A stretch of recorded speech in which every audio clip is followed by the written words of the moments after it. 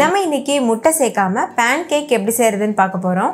இது ரொம்ப டேஸ்டியான ஒரு பிரேக்ஃபாஸ்ட் ரெசிபியா இருக்கும். பிரேக்ஃபாஸ்ட்ல மட்டும் இல்ல, ஈவன் நீங்க ஸ்நாக்கா கூட செஞ்சு சாப்பிடலாம். நல்ல ஃபில்லிங்காகவும் இருக்கும். ஸோ கண்டிப்பா ட்ரை பண்ணி பாருங்க. ஹாய் ஃப்ரெண்ட்ஸ், வணக்கம். என் பேர் Abi. Welcome to Indian recipes Tamil. வீடியோக்குள்ள போறதுக்கு முன்னாடி நம்ம சேனல் இந்தியன் ரெசிபிஸ் தமிழை சப்ஸ்கிரைப் பண்ணிக்கோங்க. கூட இருக்க பெல் சிம்பலையும் கிளிக் பண்ணிக்கோங்க.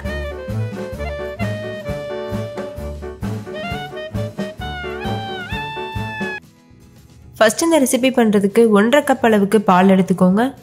பால் வந்து வெதுவெதுப்பான சூட்டில் இருக்கணும். இது காய்ச்சின பால். ரொம்ப அதிக சூட்டில் இருக்கக்கூடாது, கொஞ்சம் வெதுவெதுப்பான சூட்டில் தான் இருக்கணும். இப்போ இதில் 2 டீஸ்பூன் அளவுக்கு வினிகர் சேர்த்துக்கோங்க. குக்கிங் வினிகர்னு கேட்டிங்கன்னா கடைகளில் கிடைக்கும். இப்போ இதை நல்லா மிக்ஸ் பண்ணிடுங்க. மிக்ஸ் பண்ணிவிட்டு மூடிட்டு இதை அப்படியே ஒரு ஓரமாக வச்சுருங்க. இது ஒரு 10 நிமிஷத்துக்கு அப்படியே இருக்கட்டும். அடுத்து ஒரு மிக்சிங் பவுல் எடுத்துக்கோங்க. அதில் ஒரு சட்னி வச்சுட்டு 1.5 கப் அளவுக்கு மைதா மாவு சேர்த்துக்கோங்க. நீங்கள் மைதா மாவுக்கு பதிலாக கோதுமை மாவு கூட யூஸ் பண்ணலாம். ஆனால் டேஸ்ட் வந்து ரொம்ப சுவையாக இருக்கிறது மைதா மாவில் செய்யும்போது தான். எந்த கப்பில் பால் எடுக்கிறீங்களோ அதே கப்பில் எல்லா இன்க்ரீடியண்ட்டும் அளந்துக்கோங்க. அப்போ தான் கரெக்டான ரேஷியோ கிடைக்கும். இப்போ இதில் 1 teaspoon baking powder, 1/2 teaspoon baking soda, இது ரெண்டும் சேர்த்துக்கோங்க. சேர்த்துட்டு இது நல்லா ஜலிச்சு எடுத்துக்கோங்க. கொஞ்சம் கூட இதில் கப்பிகள் இருக்கக்கூடாது. அதே மாதிரி நம்ம சேர்த்துருக்க மாவு, பேக்கிங் சோடா, பேக்கிங் பவுடர் எல்லாமே ஒன்றோட மிக்ஸ் ஆகணும். அதுக்காக தான் நம்ம ஜலிச்சு எடுக்கிறோம். இப்போ இதில் 2 டேபிள் ஸ்பூன் பட்டர் சேர்த்துக்கோங்க. உருக்கிட்டு சேர்த்துக்கோங்க. இது கூடவே தேவையான அளவு உப்பு சேர்த்துக்கோங்க. நான் 1 டீஸ்பூன் அளவு சேர்த்துருக்கேன். இப்போ இதில் நம்ம ஏற்கனவே வினிகர் பால் மிக்ஸ் பண்ணி வச்சுருந்தோம்ல, அந்த கலவையை சேர்த்துருங்க. சேர்த்துட்டு இது ஒரு விஸ்க் வச்சு நல்லா மிக்ஸ் பண்ணிக்கோங்க. ரொம்ப நேரம் அதிகமாக நம்ம வந்து மிக்ஸ் பண்ணிடக்கூடாது. அந்த மாதிரி மிக்ஸ் பண்ணோன்னா கேக் வந்து நல்லா பொங்கி வராது. அதனால் ஜென்டிலாக மிக்ஸ் பண்ணிக்கோங்க. இப்போ இதில் 2 டேபிள் ஸ்பூன் சர்க்கரை சேர்த்துக்கோங்க. சேர்த்துட்டு இதையும் நல்லா மிக்ஸ் பண்ணிடுங்க. சர்க்கரைக்கு பதிலாக நீங்கள் நாட்டு சர்க்கரை கூட யூஸ் பண்ணலாம். இப்போ பாருங்கள், நல்லா மிக்ஸ் பண்ணியாச்சு. இதோட கன்சிஸ்டன்சி இந்த அளவுக்கு தான் இருக்கணும். இதை விட ரொம்ப தண்ணியாகவும் இருக்கக்கூடாது, ரொம்ப கெட்டியாகவும் இருக்கக்கூடாது. இப்போ ஒரு டவா சூடுபடுத்திக்கோங்க. அதில் கொஞ்சமாக பட்டர் அப்ளை பண்ணிக்கோங்க. அடுத்து ஒரு டிஷ்யூ பேப்பர் வச்சு எக்ஸ்ட்ரா இருக்க பட்டரை மட்டும் லேசாக வந்து தொடச்சிருங்க. தொடச்சதுக்கப்புறமா நம்ம செஞ்சு வச்சுருக்க பேன்கேக் மாவில் இருந்து ஒரு கரண்டி மாவு எடுத்து இது போல் ஊற்றிட்டு, நம்ம தோசை மாதிரி வார்க்கக்கூடாது, அப்படியே ஊற்றிட்டு லேசாக மட்டும் அமுத்தி விடுங்க போதும். அதுவும் நம்ம ரவுண்ட் ஷேப் கொடுக்கறதுக்காக மட்டும்தான்.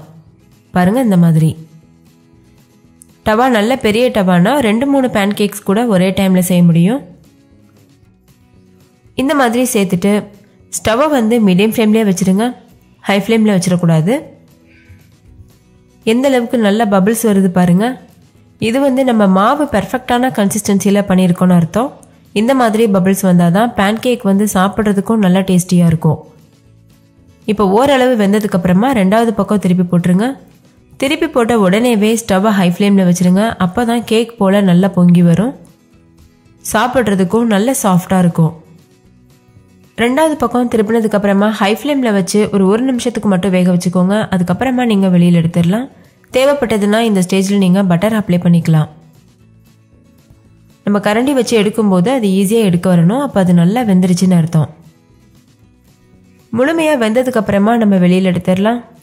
அவ்வளோதான், பேன்கேக் வந்து ரொம்ப டேஸ்டியாக சூப்பராக தயாராக இருக்குது. நீங்கள் கொஞ்சம் மாவை நல்லா மொத்தமாக ஊற்றுனீங்கன்னா இன்னுமே நல்ல ஃப்ளஃபியான பேன்கேக் வரும். பாருங்கள், நான் மாவு வந்து இந்த டைம் 1.5 கரண்டி அளவுக்கு ஊற்றிருந்தேன். இது எந்த அளவுக்கு நல்ல ஃப்ளஃபியாக வந்திருக்கு பாருங்கள். பொதுவாக நம்ம பேன்கேக் வந்து முட்டை சேர்த்து தான் பண்ணுவோம். ஆனால் நிறைய பேர் முட்டை சாப்பிடாதனால இந்த மாதிரி முட்டை இல்லாத பேன்கேக் நான் உங்களுக்கு கூட ஷேர் பண்ணியிருக்கேன். ஸோ எல்லாருமே இந்த பேன்கேக்கை என்ஜாய் பண்ணி சாப்பிட முடியும். அவ்வளோதான், நம்மளோட டேஸ்டியான ஃப்ளஃபியான பேன்கேக்ஸ் சூப்பராக தயாராகிருச்சு. இதே போல் மீத இருக்க எல்லா மாவுலையும் நம்ம பேன்கேக் செஞ்சு எடுத்துடலாம்.